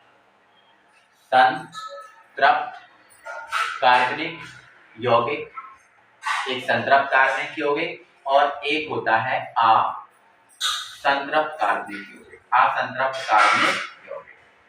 ठीक है सर, ये कौन सी बला है? बिल्कुल बताऊंगा, टेंशन मत लो। मेरे भाई जो संतृप्त कार्बनिक यौगिक होता है उसमें आता है एल्केन। कौन आता है? एल्केन। एल्केन मतलब सिंगल बॉन्ड वाले जितने भी यौगिक होंगे वो संतृप्त होंगे। ठीक है, सिंगल बॉन्ड वाले जितने भी यौगिक होंगे वो संतृप्त होंगे। लेकिन असंतृप्त में आता है कौन है? असंतृप्त में 2 चीजें आती हैं। कौन कौन सा? तो एक आता है एल्कीन, एक कौन आता है? एल्कीन, और एक आता है एल्काइन। एक आता है कौन? एल्काइन। तो मैंने आपको बताया कि इसमें क्या होता है? एल्कीन में डबल बॉन्ड होता है। कौन सा बॉन्ड होता है? डबल बॉन्ड होता है। बिल्कुल सर, डबल बॉन्ड होता है। और एल्काइन में होता है प्यारे भाई ट्रिपल बॉन्ड। कौन सा bond? Triple bond. Triple bond. तो क्या सारे डबल बॉन्ड और ट्रिपल बॉन्ड वाले असंतृप्त में आते हैं? तो बिल्कुल आप सही पहचाने हो। डबल बॉन्ड और जो ट्रिपल बॉन्ड वाले हैं वो असंतृप्त में आते हैं। असंतृप्त मतलब अनसैचुरेटेड, सैचुरेटेड, और संतृप्त मतलब सैचुरेटेड। सैचुरेटेड, ठीक है, सैचुरेटेड। ठीक है, ऑर्गेनिक कंपाउंड। ठीक है, तो यहाँ ध्यान रखना, असंतृप्त में कौन आएंगे? सिंगल बॉन्ड वाले, और असंतृप्त में कौन आएंगे? डबल बॉन्ड और ट्रिपल बॉन्ड वाले। जैसे मैंने यहाँ पर लिख दिया CH3 सिंगल बॉन्ड CH3। तो मैं आपसे पूछूं कौन सा यौगिक है, तो आप कह दोगे संतृप्त यौगिक। सिंगल बॉन्ड वाले जितने भी यौगिक मिलेंगे वो संतृप्त होंगे, है ना? और डबल बॉन्ड वाले, जैसे मैंने यहाँ पर लिख दिया CH2 डबल बॉन्ड CH2, ये कौन सा यौगिक है? आप डायरेक्ट बोल दोगे सर असंतृप्त यौगिक है, क्योंकि डबल बॉन्ड और ट्रिपल वाले जितने भी यौगिक हैं वो असंतृप्त हैं। मैंने यहाँ लिख दिया CH ट्रिपल बॉन्ड CH, ये कौन सा यौगिक है? तो आप बोल दोगे सर असंतृप्त है। ठीक है, तो यहाँ ज्यादा आपको नहीं समझना, आपको बस इतना समझ लेना कि संतृप्त का मतलब सिंगल बॉन्ड और असंतृप्त का मतलब डबल बॉन्ड और ट्रिपल बॉन्ड। इतना क्लियर है? अब आगे बढ़ाते हैं हम चीजों को। तो मेरे प्यारे भाई, अब अगला जो हमारा टॉपिक है, छोटा सा टॉपिक है, कार्बनिक यौगिकों में संकरण। अगर हमें कुछ कार्बनिक यौगिक हैं और उन कार्बनिक यौगिकों में हमें संकरण बताना है, तो इन कार्बनिक यौगिकों में संकरण भी हम आसानी से बता सकते हैं, बहुत इजी वे में बता सकते हैं। तो इसके लिए थोड़ा सा चीज़ों को समझना पड़ेगा, वो आप समझो। आपने 11th केमिस्ट्री में अगर अतिव्यापन पढ़ा है, 11th केमिस्ट्री में एक टॉपिक था अतिव्यापन, अगर आपने वो अतिव्यापन को पढ़ा है तो थोड़ा सा चीज़ों को यहाँ से आप समझोगे। यहाँ देखो, यहाँ पर आपको देखो ये सिंगल बॉन्ड बना हुआ है। कौन सा बॉन्ड बना हुआ है? Single bond. तो मेरे प्यारे भाई यहाँ पर आप समझना है कि जब सिंगल बॉन्ड होता है तो केवल और केवल एक ही बॉन्ड बनता है, वो सिग्मा। तो आज सीखना, सिंगल बॉन्ड अगर होता है तो एक बॉन्ड बनेगा सिग्मा। लेकिन जब कभी आपको डबल बॉन्ड बना हुआ दिख जाए तो डबल बॉन्ड में मेरे भाई क्या होता है? एक होता है पाई और एक होता है सिग्मा। ठीक है। और जब भी कभी आपको ट्रिपल बॉन्ड दिख जाए, जब भी कभी आपको ट्रिपल बॉन्ड दिख जाए तो ट्रिपल बॉन्ड में मेरे भाई क्या होता है? दो होते हैं पाई और एक होता है सिग्मा। थोड़ा सा इन चीजों को आप याद रखोगे, इन चीजों को आप थोड़ा सा याद रखोगे। सिंगल बॉन्ड है तो सिग्मा, डबल है बॉन्ड है तो एक पाई एक सिग्मा, और ट्रिपल बॉन्ड है तो सिग्मा दो पाई एक सिग्मा। ठीक है। तो अगर हमें कार्बनिक यौगिकों में संकरण निकालना है तो कार्बनिक यौगिकों में संकरण हम पाई बंध के आधार पे निकालते हैं। किसके आधार पे निकालते हैं? पाई बंध के आधार पे। सर कैसे निकालते हैं? तो देखो इधर, जब भी आपको दो सिग्मा मिल जाए, कितने सिग्मा मिल जाए? दो सिग्मा, तो वहां पर जो संकरण बनता है वो sp बनता है। कौन सा बनता है? sp बनता है। तो जब भी कभी आपको तीन सिग्मा मिल जाए तो संकरण बनेगा sp3। अच्छा, दो में sp कैसे? तो देखो, एक s एक p, दो दो। अच्छा, ये तीन में कैसे? सॉरी मिस्टेक हो गया, sp²।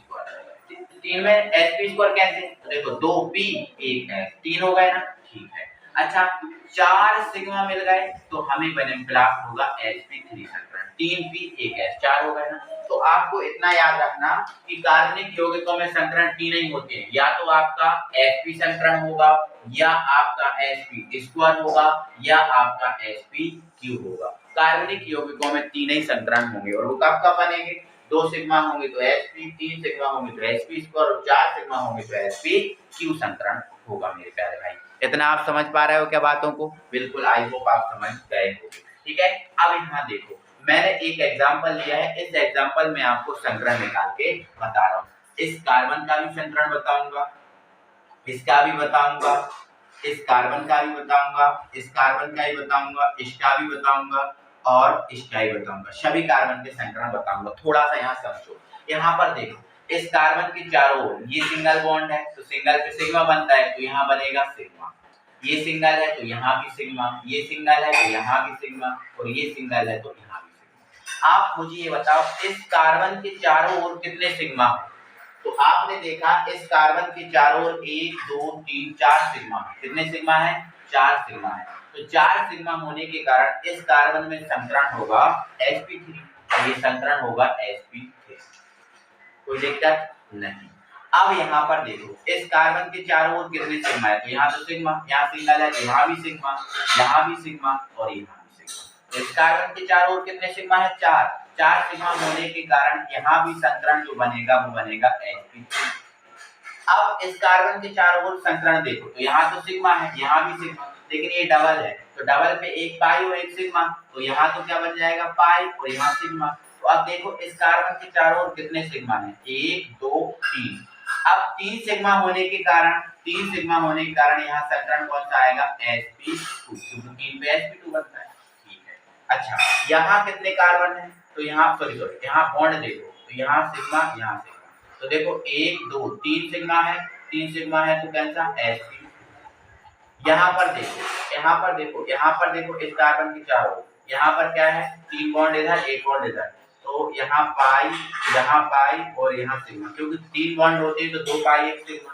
तो इस कार्बन के चारों ओर देखो कितने सिग्मा है? एक इधर है और एक इधर है, दो ही है ना। तो यहाँ संकरण कौन सा होगा? इस कार्बन के चारों ओर देखो तो यहाँ सिग्मा और एक यहाँ सिग्मा है, तो कितने? क्या संकरण होगा? sp है ना। तो ऐसे संकरण मेरे प्यारे भाई निकाला जाता है ना, कार्बनिक यौगिकों में संकरण ऐसे निकाला जाता है। तो आई होप इस बात को आप समझ पा रहे होंगे। अगर आपको ये वीडियो अच्छा लग रहा है तो वीडियो को आप लाइक कर सकते हैं, अपने फ्रेंड सर्कल में वीडियो को शेयर कर सकते हैं। ठीक है। तो हमने क्या पढ़ लिया प्यारे भाई? कार्बनिक यौगिकों में संकरण। तो ये चीज आपको जरूरी है, और ये जो वीडियो है हर एक लेवल के लिए बहुत इंपॉर्टेंट है। आप ये ना समझना कि केवल 12th के लिए, 12th 11th दोनों के लिए तो इम्पोर्टेंट है ही, साथ में अगर आप कॉम्पिटिटिव एग्जाम की तैयारी कर रहे हो तो उसके लिए भी ये वीडियो बिल्कुल बेसिक से है, बहुत ठीक है। तो एक बार वीडियो को लाइक करो यार, है ना, वीडियो को लाइक करो और अपने फ्रेंड सर्कल में वीडियो शेयर करो। जो इस वीडियो को हम आगे बढ़ाते हैं और इस स्लाइड में हम देखेंगे मेरे प्यारे साथियों क्रियात्मक समूह। क्या देखेंगे भाई? क्रियात्मक समूह, क्योंकि अब हमें क्या है इस वीडियो में जितना बेसिक है पूरा सब कवर करना है। ये जो वीडियो है आपके लिए रामबाण साबित होने वाली है ऑर्गेनिक केमिस्ट्री के लिए, तो सब कुछ कवर करना है। तो अब हम इसमें देखेंगे क्रियात्मक समूह। बट क्रियात्मक समूह को जानने से पहले कुछ चीजें जो है ना मैं आपको बता रहा हूँ उनको आप समझो। तो मैं आपको एक चीज यहाँ से ये बताने जा रहा हूँ मेरे भाई कि जो जुड़ने वाले समूह होते हैं, कौन से समूह होते हैं? जुड़ने वाले समूह। अच्छा, जुड़ने वाले समूह सर किसमें जुड़ेंगे? तो देखो आपको पता है यौगिक बनता है। क्या है? यौगिक बनता है। और यौगिक में कुछ ना कुछ तो जुड़ता है, यौगिक किसी ना किसी से तो बनता है। तो वो यौगिक किससे बनता है वो बता रहा हूँ, है ना।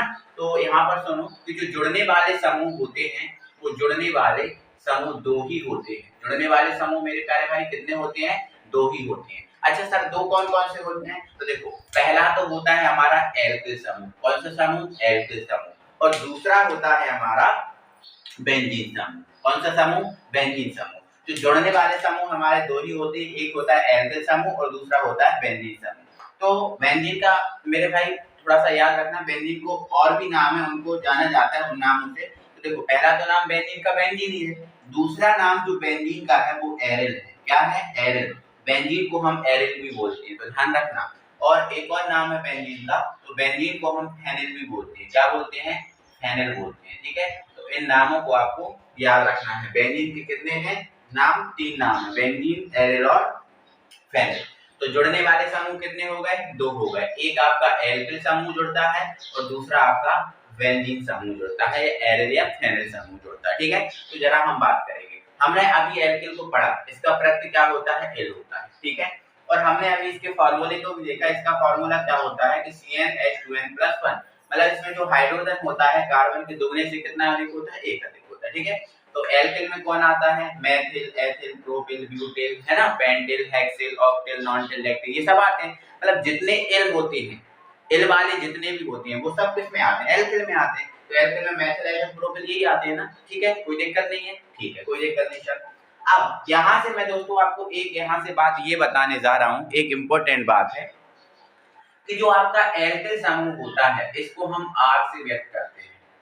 एल्किल समूह को हम किससे व्यक्त करते हैं? आर से व्यक्त करते हैं। ठीक है, ध्यान रखना, एल्किल को हम किससे व्यक्त करते हैं? आर से व्यक्त करते हैं। जहां जहां आपको आर मिले मान लेना वो एल्किल समूह है। और आर की जगह आप क्या रख सकते हो? आर की जगह आप CH3 रख सकते हो, आप C2H5 रख सकते हो, आप C3H7 रख सकते हो। मतलब एल्किल वाला जो भी होगा वो आप आर की जगह रख सकते हो, क्योंकि आर हमारा एल्किल समूह है। ठीक है, और यहाँ तो आप चाहो तो ऐसा भी लिख सकते हो आर सिंगल बॉन्ड, है ना, आर सिंगल बॉन्ड एल्किल को व्यक्त करते हैं, क्योंकि एल्किल में सिंगल बॉन्ड होता है। ये अब भी बताया हमने आपको। ठीक है, तो ध्यान रखना एल्किल को हम किससे व्यक्त करेंगे? आर से, है ना। अब यहाँ से अगर मैंने ये चीजें बताई तो थोड़ा सा और यहाँ समझ लो कि जो एल्किल को तो हम किससे व्यक्त करते हैं? आर से। अब यहाँ पर दोस्तों थोड़ा सा यहाँ ध्यान रखना कि हैलोजन, हैलोजन के बारे में आपको नॉलेज ही होगा कि हैलोजन क्या होता है?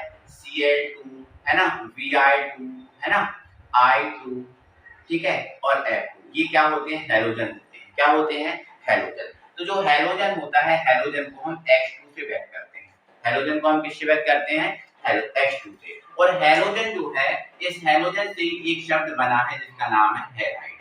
क्या है? हैलाइड। और हैलाइड को हम X से व्यक्त करते हैं। किससे व्यक्त करते हैं? X से व्यक्त करते हैं। तो हैलाइड या फिर सिंगल बॉन्ड X से व्यक्त करते हैं हैलाइड को। ठीक है, तो हैलाइड में कौन आएगा? तो जो हैलोजन है वो ही हैलाइड बनती है। देखो H2 मतलब हैलोजन और X मतलब हैलाइड। तो हैलाइड में अगर इनको बदलेंगे तो क्या आएगा? सिंगल बॉन्ड Cl बन जाएगा। ये क्या बन जाएगा? सिंगल बॉन्ड Br बन जाएगा। ये क्या बन जाएगा? सिंगल बॉन्ड I, और ये सिंगल बॉन्ड क्या बन जाएगा? F बन जाएगा। मतलब X की जगह हम इन सबको रख सकते हैं, है ना।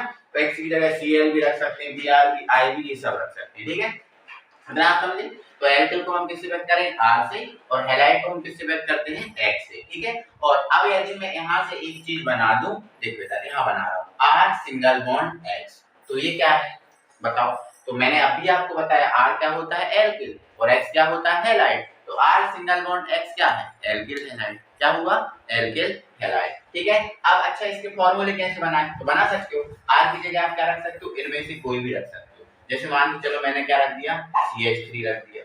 ठीक है, X की जगह इनमें से कोई रख सकते हो, जैसे Cl भी रख सकते हो, Br, I कुछ भी रख सकते हो। ठीक है, जैसे मैंने CH3 रख दिया और Cl रख दिया। ठीक है, तो CH3 का नाम क्या है, मेथिल, और Cl का नाम क्या है, क्लोराइड। तो काय का फार्मूला बन गया, मेथिल क्लोराइड का फार्मूला बन गया। ठीक है, तो ऐसे ही R की जगह आप C2H5 भी रख सकते हो, C3H7 भी रख सकते हो, और भी इसके जो जितने भी यौगिक हैं वो सब रख सकते हो।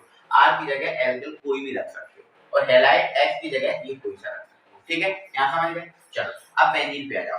बेंजीन ये होता है, बेंजीन ये होता है, और बेंजीन का सूत्र होता है प्यारे भाई C6H6। ये बेंजीन का सूत्र है। बेंजीन का सूत्र क्या है, C6H6। मतलब बेंजीन वही होता है जिसमें 6 कार्बन और 6 हाइड्रोजन, उसे हम बेंजीन बोलते हैं। 6 कार्बन और 6 हाइड्रोजन। अब यहाँ समझो, जो H है, हाइड्रोजन जो लगा हुआ है H, ये क्यों लगा हुआ है ये बताओ। तो मेरे प्यारे भाई, तो हाइड्रोजन जो लगा हुआ है H, ये सिर्फ इसका काम ये है कि कार्बन को बैलेंस करना। हाइड्रोजन जो लगा हुआ है 6, ये सिर्फ कार्बन को बैलेंस करने के लिए लगा है। कार्बन को ये बैलेंस करने के लिए लगा है हाइड्रोजन, ध्यान रखना है इस बात को। केवल किस लिए लगा है, कार्बन को बैलेंस करने, और हाइड्रोजन का कोई काम नहीं।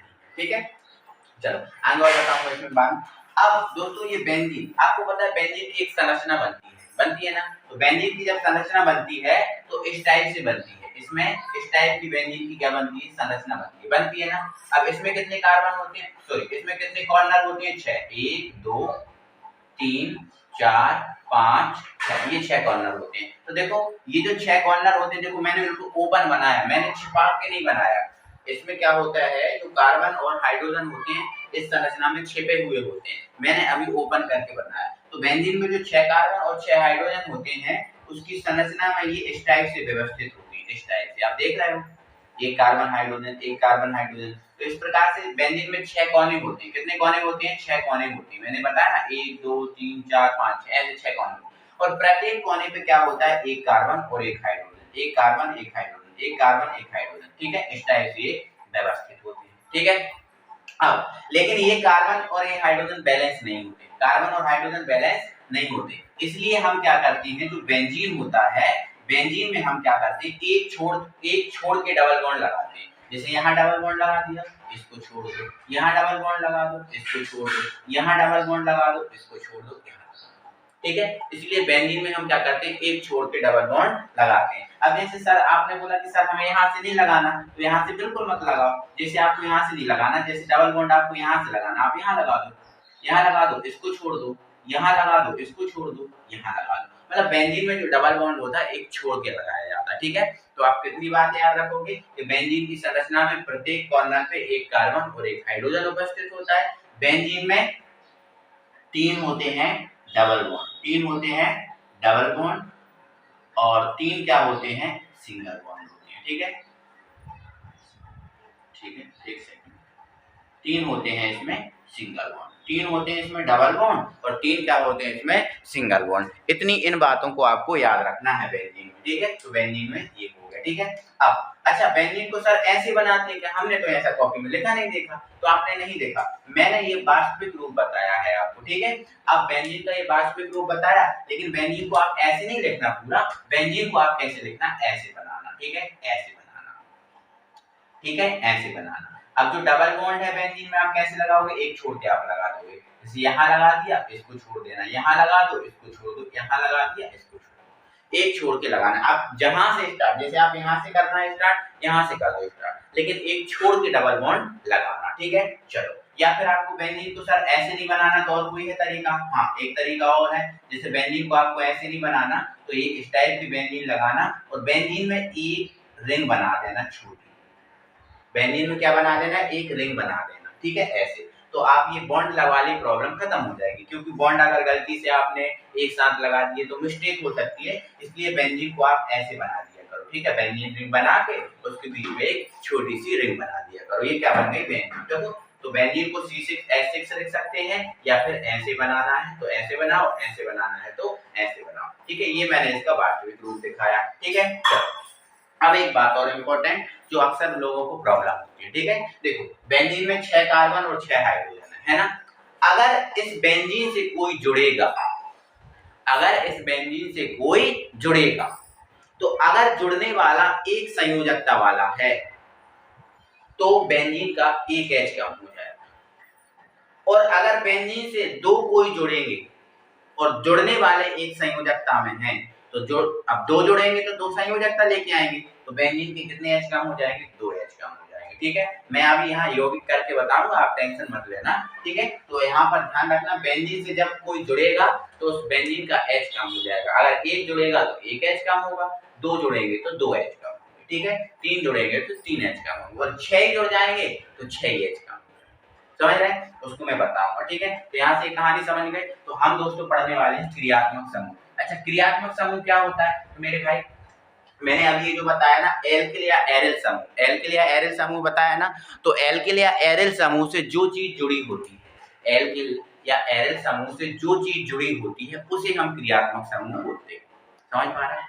इन एल्किल या एरिल से जो समूह, जो चीजें जुड़ी होती हैं, वो क्या बोलते हैं? उसे क्रियात्मक समूह। तो एल्किल या एरिल से जो जुड़ा होता है उसे क्या बोलते हैं? क्रियात्मक समूह बोलते हैं। ठीक है, अच्छा, क्रियात्मक समूह की संख्या, तो क्रियात्मक समूह की संख्या बहुत है, उनको आप समझो। देखो बेटा, देखो, जिसमें से पहला क्रियात्मक समूह है सिंगल बॉन्ड Cl, है ना, सिंगल बॉन्ड Cl। आपको मैं पहले ही बता चुका हूं कि ऑर्गेनिक केमिस्ट्री में जो संयोजकता है वो बॉन्ड में बदल जाती है। वैसे आपको पता है जो Cl है, Cl पर 1 होता है ना, लेकिन ये 1 किस में बदल गया? बॉन्ड में बदल गया। ठीक है, तो यहाँ पर जो सिंगल बॉन्ड Cl होता है वो क्या होता है? क्लोराइड, या IUPAC में इसको क्लोरो बोलते हैं। ठीक है, सिंगल बॉन्ड Br को ब्रोमाइड बोलते हैं, IUPAC में bromo. Single bond I iodide, IUPAC में आयोडो। सिंगल बॉन्ड Cn को साइनाइड, IUPAC में साइनो बोलते हैं। सिंगल बॉन्ड इसको उल्टा कर दिया तो NC आइसोसाइनाइड या आइसोसाइनो, आइसोसाइनाइड या आइसोसाइनो। ठीक है, सिंगल बॉन्ड NH2 को एमीन या फिर एमिनो बोलते हैं। ठीक है, सिंगल बॉन्ड जो NO2 है इसको हम नाइट्रो बोलते हैं। क्या बोलते हैं? नाइट्रो बोलते हैं। ठीक है, CH3C सिंगल बॉन्ड। अच्छा देखो, अभी हम देख रहे थे बॉन्ड इस तरफ लगे थे ना, लेकिन अब इसमें हम देख रहे हैं कि बॉन्ड इस तरफ लगा हुआ है ना। अभी बॉन्ड उस तरफ थे और अब बॉन्ड है इस तरफ। ठीक है, तो जो इस तरफ बॉन्ड है इसका मतलब क्या है? इसका मतलब ये है कि ये जो क्रियात्मक समूह है ये किसी को भी अगर जोड़ेगा तो वो इस तरफ जोड़ेगा, और ये कहाँ जोड़ेंगे? इस तरफ। ठीक है, तो CH3 सिंगल बॉन्ड को क्या बोलेंगे? एसीटेट, या इसको हम बसा अम्ल बोलते हैं। ये इंपॉर्टेंट है, याद रखना। बसा, अगर आपसे कोई पूछे बसा अम्ल क्या है तो बता देना CH3COO सिंगल बॉन्ड को बसा अम्ल बोलते हैं। ठीक है, चलो, HCOO को हम क्या बोलते हैं? थार्मेट बोलते हैं। ठीक है, और R single bond O single bond, इसको हम बोलते हैं एल्कोक्साइड। क्या बोलते हैं? एल्कोक्साइड। अच्छा, R क्या है? तो R अभी बताया ना, R क्या है? एल्केन। ठीक है, कोई दिक्कत है? चलो, तो R single bond O single bond को हम क्या बोलेंगे प्यारे भाई? एल्कोक्साइड बोलेंगे। ठीक है, अब यहाँ से थोड़ा सा मैं और फॉर्मूलों को बताऊंगा, इससे बना के देखो। जैसे मान के चलो, R की जगह हमने ले लिया CH3। क्या ले लिया? CH3, और ये लिया आपका O और ये रखा, तो ये तो R था, तो R था एल्किल, तो इसको एल्कोक्साइड बोल रहे थे। अब CH3 तो मैथिल होता है, तो इसको क्या बोलेंगे? तो इसको बोलेंगे मेथॉक्साइड। क्या बोलेंगे? मेथॉक्साइड। ये भी आप अपनी कॉपी में लिख लेना। ठीक है, और C2H5 हुआ तो इसको हम बोलेंगे एथॉक्साइड। क्या बोलेंगे? एथॉक्साइड। ठीक है, तो प्यारे भाई, अगर आप पहली बार वीडियो को देख रहे हैं तो वीडियो को लाइक करें, और मैं ये कह रहा हूँ कि बहुत इंपॉर्टेंट वीडियो है ये, आपके लिए पूरा बेसिक है ये, है ना, पूरा बेसिक है ऑर्गेनिक केमिस्ट्री का। तो आप इस वीडियो को दोबारा भी एक बार और देख लेना। ठीक है, अब एक बार और देख लोगे तो 100% ये चीजें जो आपकी पक्की हो जाएंगी। ठीक है, चलो यहाँ समझ में। तो CH3 single bond CO single bond, इसको हम बोलते हैं एसीटिल। क्या बोलते हैं? एसीटिल, एसीटिल या फिर एसीटो बोलेंगे। CH3 single bond CO single bond को एसीटिल या एसीटो बोलेंगे। सिंगल बॉन्ड HSO3 को हम बोलेंगे सल्फोनिक अम्ल। क्या बोलेंगे? सल्फोनिक अम्ल। सिंगल बॉन्ड OH को तो ये तो आप जानते हो एल्कोहल बोलते हैं, और इसका प्रत्य देखो, ये प्रत्य आपको IUPAC में काम आएंगे। 3 प्रत्य देखो, 4 लिखेंगे, 1 2 3 4 अलग से लिखेंगे। ठीक है, तो देखो एल्कोहल, एल्कोहल, तो प्रत्य क्या आ रहा है? ऑल आ रहा है, तो प्रत्य क्या है? ऑल। सिंगल बॉन्ड CHO, इसको हम बोलते हैं एल्डिहाइड। सिंगल बॉन्ड CHO क्या बोलते हैं? एल्डिहाइड, या फिर हम इसको बोलते हैं एल्कीनर। क्या बोलते हैं? एल्कीनर। तो एल के नर में अगर प्रत्य निकालेंगे, प्रत्य इससे निकालना, तो एल के नर प्रत्य क्या आ रहा है? IUPAC में काम आएगा, बहुत इंपॉर्टेंट है। सिंगल बॉन्ड COOH को हम क्या बोलते हैं? कार्बोक्सिलिक अम्ल, या बोलते हैं एल्केनॉइड। तो एल्केनॉइड से प्रत्यय निकालेंगे तो क्या आएगा, OH आएगा। ठीक है, single bond CO single bond को हम बोलते हैं कीटोन और इसका प्रत्यय क्या निकलता है, कीटोन, है ना। Single bond O single bond, इसको हम बोलते हैं ईथर। क्या बोलते हैं, ईथर। तो ये कुछ बेसिक आपके जो क्रियात्मक समूह थे जो आपको बहुत अच्छे से पता होना चाहिए। ठीक है, अगर ये क्रियात्मक समूह नहीं पता होंगे तो ऑर्गेनिक केमिस्ट्री के फॉर्मूले नहीं कर पाओगे, और जब ऑर्गेनिक केमिस्ट्री के फॉर्मूले नहीं कर पाओगे तो ऑर्गेनिक केमिस्ट्री आप सीख ही नहीं सकते। ठीक है, तो मैंने ये जो इतना बेसिक आपका जो तैयार किया है वो मैं चिल्लाया हूँ, आपको फ्री में नहीं चिल्लाया, फालतू में नहीं चिल्लाया, आपको पढ़ने के लिए। आपको इनको बहुत अच्छे से कर लेना। अगर ये चीजें आपने कर ली ना तो गारंटी दे रहा हूँ आपको ऑर्गेनिक केमिस्ट्री बहुत आसान लगेगी। ठीक है, तो यहाँ से ये चीजें आपकी हो चुकी हैं कंप्लीट, क्रियात्मक समूह इतना कंप्लीट हो चुके हैं। अब हम दोस्तों डायरेक्ट पहुंचेंगे ऑर्गेनिक केमिस्ट्री के फॉर्मूलों पर। डायरेक्ट ऑर्गेनिक केमिस्ट्री के हम फॉर्मूलों पे पहुंचेंगे, तो जल्दी से इसका स्क्रीनशॉट लीजिए, जल्दी से इसका स्क्रीनशॉट लीजिए, और अभी तक वीडियो को लाइक नहीं किया हो तो जल्दी से वीडियो को लाइक कर दो यार। तो दोस्तों अब जो हमने जितना बेसिक पढ़ा है उसकी सहायता से हम फॉर्मूले बनाना सीखेंगे। तो आइए दोस्तों फॉर्मूले बनाना हम सीखते हैं। तो सबसे पहले दोस्तों हमारे पास पहला फॉर्मूला, इस स्लाइड को मत देखना, उस तरफ मत देखना, आप इस तरफ को देखना, और इस स्लाइड में सबसे पहला फॉर्मूला हमारा CH3 सिंगल बॉन्ड Cl। अब यहाँ पर फॉर्मूला बनाना सीखना है, रखना नहीं सीखना, आपको बनाना सीखना है। देखो मैंने यहाँ पर क्या लिखा है, CH3। अब आप बताओ CH3 क्या होता है, तो आपने बोला सर CH3 तो मैथिल होता है। ठीक है सर, Cl क्या होता है, तो Cl क्या होता है, क्लोराइड। तो ये मैथिल और ये क्लोराइड। तो जब भी आपको मैथिल क्लोराइड आपसे बोला जाए तो मैथिल लिख देना और क्लोराइड लिख देना। और आपको पता है मैथिल मतलब एल्किल, सिंगल बॉन्ड वाला होता है, तो बीच में सिंगल बॉन्ड लगेगा। ठीक है, अगर सिंगल बॉन्ड आप नहीं लगाना चाहते हो तो डायरेक्ट आप क्या लिख सकते हो, CH3Cl। ये मैथिल और ये क्लोराइड, मैथिल क्लोराइड। अब ऐसे ही आप एथिल क्लोराइड का बना सकते हो। मैथिल नहीं लेना, आपको एथिल लेना है, तो एथिल क्या होता है, C2H5, जो मैंने आपको बता दिया। तो आप मेरे भाई इन चीजों को आप कॉपी में लिखो, और कॉपी में लिखकर प्रॉपर नोट्स बनाओ, क्योंकि ये आपके लिए बहुत अच्छी चीज है, और ये इतनी अच्छी चीजें आपको और कोई नहीं बताएगा जो मैं आपको बता रहा हूँ। फुल बता रहा हूँ, 100% बता रहा हूँ आपको। ठीक है, तो एथिल लोगे तो क्या बन जाएगा, एथिल क्लोराइड। ठीक है, अब जैसे मेरे भाई अगर मान के चलो मुझे Cl नहीं लेना, मुझे क्या लेना, आई लेना है, तो ये मैथिल, आई को क्या बोलते हैं, आयोडाइड, तो मैथिल आयोडाइड। Br लोगे तो मैथिल ब्रोमाइड हो जाएगा, समझ रहे हैं। ऐसे एथिल के साथ Br लोगे तो एथिल ब्रोमाइड, आई लोगे तो एथिल आयोडाइड, है ना। तो इस टाइप से आप कई फॉर्मूले बना सकते हो। तो आप अपनी कॉपी में जितने ज्यादा फॉर्मूले हैं उतने ज्यादा आप बना सकते हो, क्योंकि मैं एक फॉर्मूले से आपको दो तीन फॉर्मूले बनाना सिखाऊंगा। ठीक है, C2H5 सिंगल बॉन्ड Cl जो आपका होता है एथिल क्लोराइड। अब मैंने देखो CH3 के साथ OH जोड़ा, तो CH3 तो क्या होता है, मैथिल, और OH क्या होता है, एल्कोहल। मैंने अभी बताया ना क्रियात्मक समूह में, तो ये मैथिल और ये एल्कोहल, तो ये मैथिल एल्कोहल। ये एथिल और ये एल्कोहल, तो ये एथिल एल्कोहल। ये मैथिल और ये साइनाइड, तो ये मैथिल साइनाइड।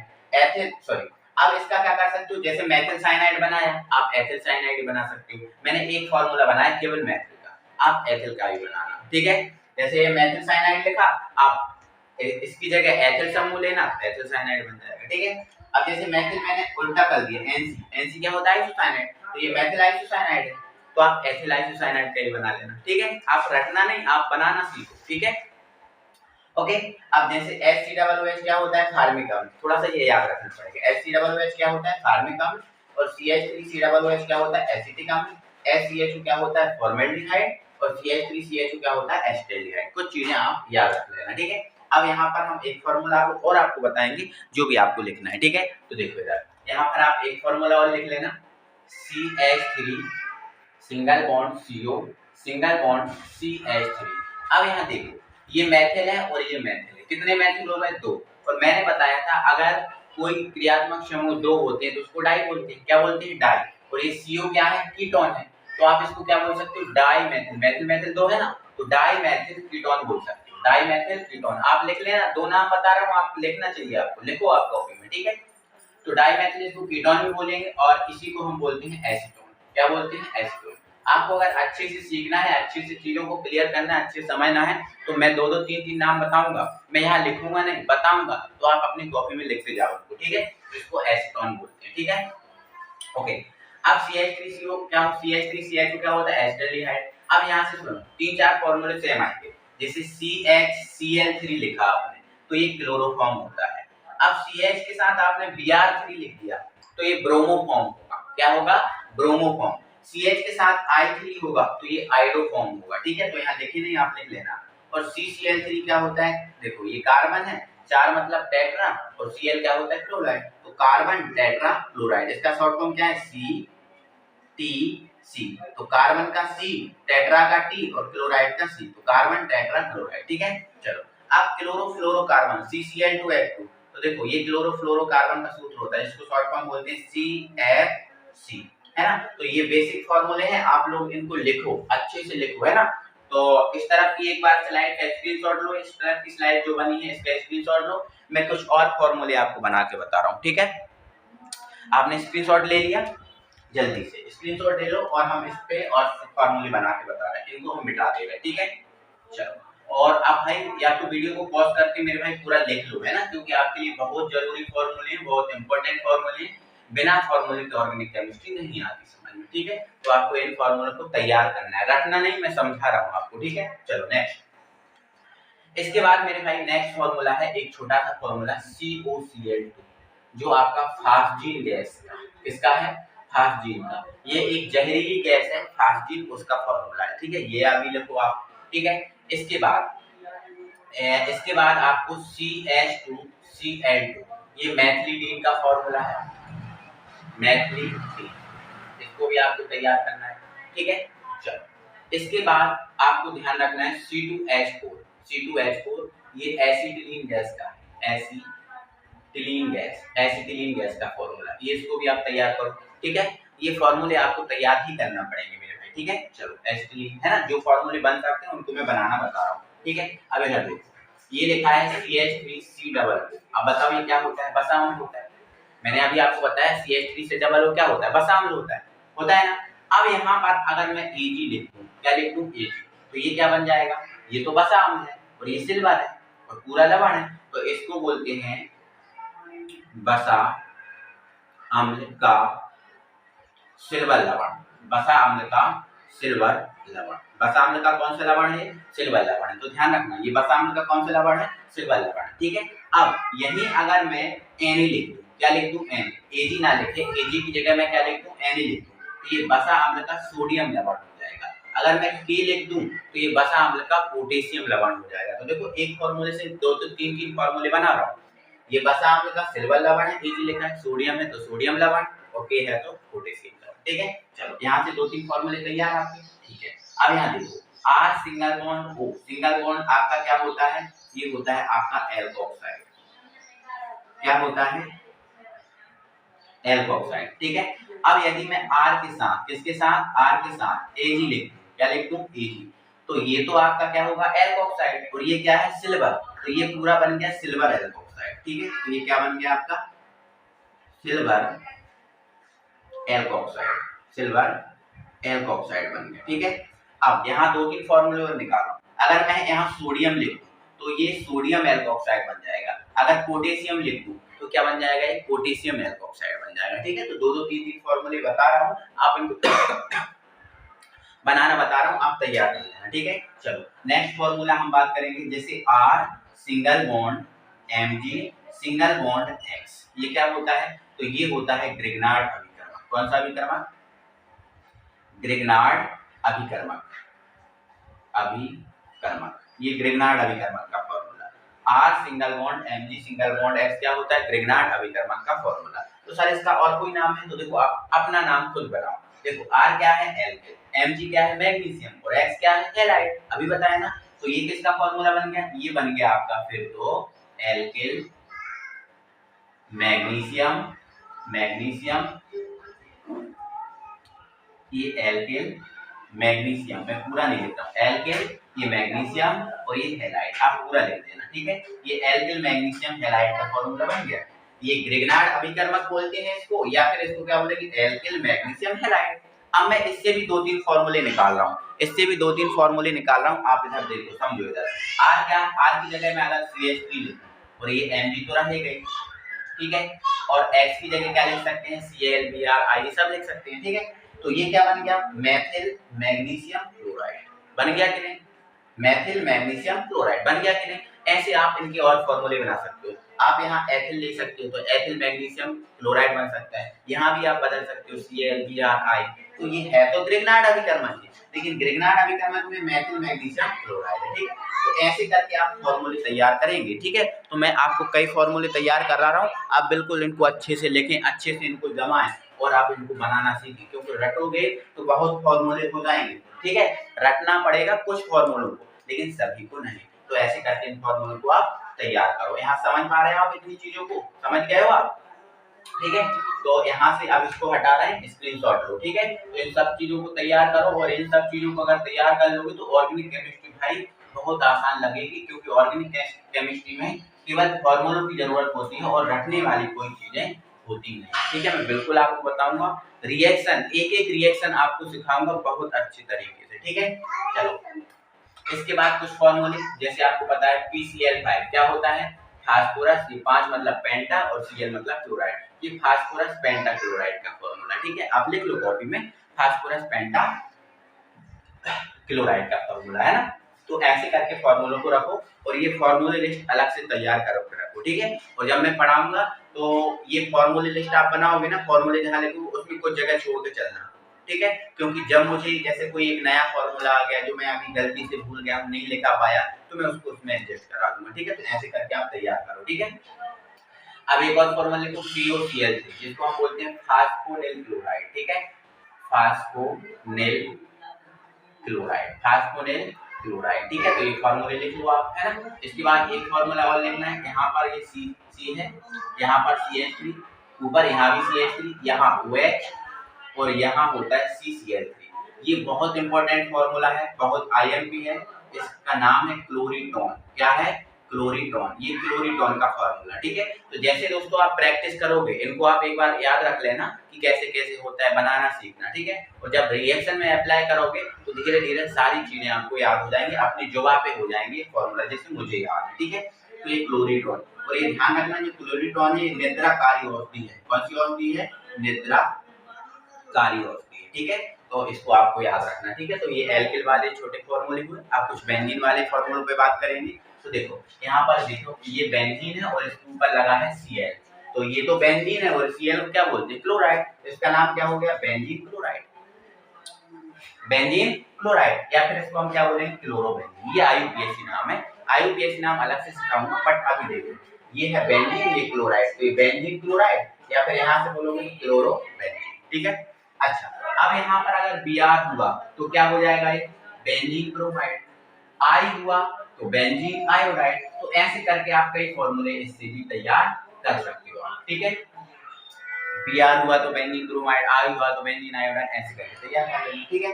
अब रिंग के ऊपर अगर Cn है तो ये तो बेंजीन है, और ये क्या है, Cn साइनाइड, तो ये बेंजीन साइनाइड, ठीक है।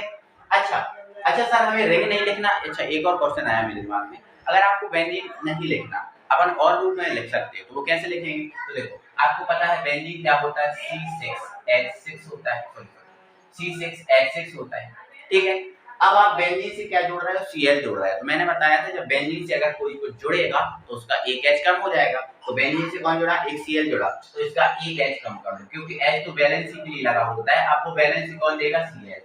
तो अगर इसको दूसरे रूप में लिखना चाहते हो तो ऐसे लिखोगे C6H5Cl। एक H कम क्यों हुआ, क्योंकि एक से Cl जुड़ गया, समझ रहे हो, ठीक है। तो इसको ऐसे भी लिख सकते हो, ऐसे अगर इसको लिखना है तो इसको हटाओ Cl को क्या जोड़ो, Cn जोड़ो। इसको लिखना है तो इसको हटाओ, इससे क्या जोड़ो, NO2 जोड़ो। इसको लिखना है तो इसको हटाओ, इससे क्या जोड़ो, NH2 जोड़ो। तो ऐसे करके आप दूसरे रूप में भी इसको बना सकते हैं, ठीक है। चलो मैंने आपको बनाना बताया, ठीक है, कोई दिक्कत है, ठीक है। तो ये आपका बेंजीन और ये NO2 जुड़ा है तो बेंजीन नाइट्राइड, या फिर इसको नाइट्रो और ये बेंजीन, है ना। ये बेंजीन और ये एमीन है तो ये बेंजीन या एमिनो बेंजीन, इसके दो दो तीन तीन नाम लिख रहा हूं मैं, ठीक है। बेंजीन एमीन या फिर एमिनो बेंजीन, या फिर इसको ही हम एनिलीन भी बोलते हैं। क्या बोलते हैं, एनिलीन, ठीक है। चलो और कुछ बेसिक फॉर्मूले, जैसे रिंग के ऊपर OH है तो इसको फिनॉल बोलेंगे, रिंग के ऊपर CHO है तो इसको बेंजल्डिहाइड या फिर बेंजीन एल्डिहाइड, ठीक है। रिंग के ऊपर CH डबल है तो बेंजीन कार्बोक्सिलिक या बेंजोइक अम्ल, ठीक है। और एक यहाँ समझो, ये आपका बेंजोइट होता है। रिंग के ऊपर सी डबल ओ क्या होता है? बेंजोइट होता है। क्या होता है? बेंजोइट, है ना। अब यहाँ समझ लो, ये तो बेंजोइट होता है। अब यदि मैंने इसके साथ एजी जोड़ दिया, क्या जोड़ दिया? एजी, तो ये सिल्वर और ये क्या है? बेंजोइट, तो सिल्वर बेंजोइट। अगर मैंने एजी की जगह के जोड़ दिया तो पोटेशियम बेंजोइट, अगर सोडियम जोड़ दिया तो सोडियम बेंजोइट। ऐसे करके ये फॉर्मूले तैयार होते जाते हैं, है ना। ठीक है, तो यहाँ से आप समझ गए ना, कोई दिक्कत नहीं है। ठीक है, तो यहाँ से इस फॉर्मूले को आप तैयार करो, ये फॉर्मूले आपको बहुत काम आने वाले हैं। मैं बेंजीन की 2 फॉर्मूले और दिखा रहा हूँ, उनको आप लिखो, ठीक है। रिंग के ऊपर OH और यहाँ पर C डबल OH, इसको हम बोलते हैं सैलिसिलिक अम्ल, सैलिसिलिक अम्ल, सैलिसिलिक अम्ल, ठीक है। और इसका एक फॉर्मूला और बनेगा जिसके ऊपर OH होगा और यहाँ पर होगा CHO, इसको बोलते हैं सैलिसैल्डिहाइड, सैलिसैल्डिहाइड।